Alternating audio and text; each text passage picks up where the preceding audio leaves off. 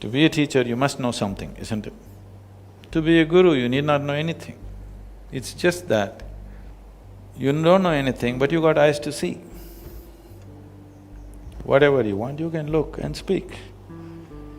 But to be a teacher, you have to know something.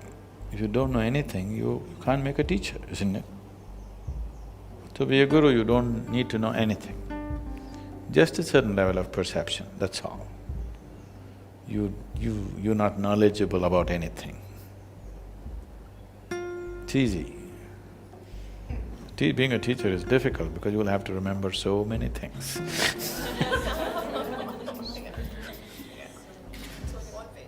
The thing is, you never try to become a guru. If people notice that you have a certain level of perception, people will recognize you as one. You never ever try to become one. I've done everything to shake off the guru thing, but you cannot because people will one way or the other recognize it, wherever you may be. Whether you're in India or otherwise, they may not use the word guru, but nowhere in the world, if you found a human being whose perception is beyond yours, could you ignore him? People naturally gathered around them. Maybe they didn't use the word guru, they used something else, but always it happened, isn't it? In India, we identify people as saints, sages and seers. Saints means they have attained to a certain level of pleasantness. They can bless people. In their presence, everybody feels pleasant, some well-being happens. But they don't teach anything, they only bless. Sages means they have some grasp. They have become pleasant, their energies have become pleasant, but they have also grasped some knowledge, particular dimensions of knowledge. A sage may be good with astronomy or astrology or with some other dimension. All the Indian mathematics has come from sages, not from university academics. It is sages who came up with mathematics and music. You heard of this? Shiva himself is a great mathematician, musician, dancer, all these things because math came naturally when somebody looked deep enough into the existence.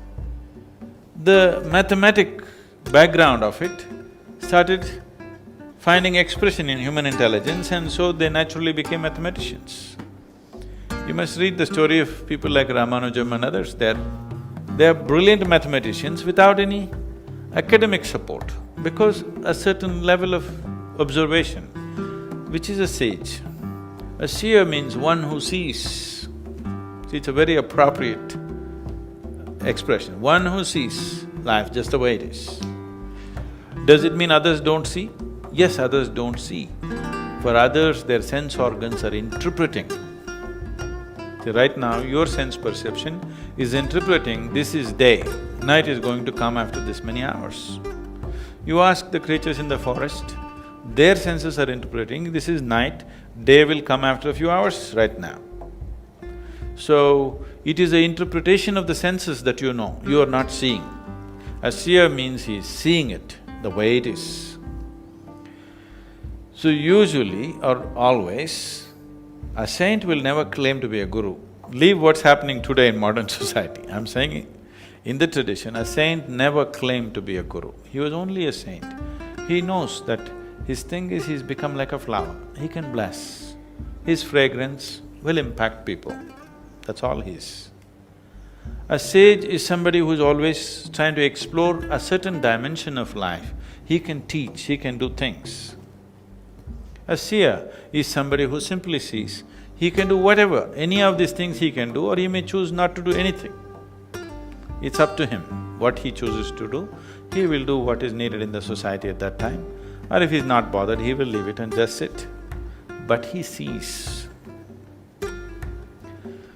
So a guru must see, otherwise he cannot be a guru. He must be able to see.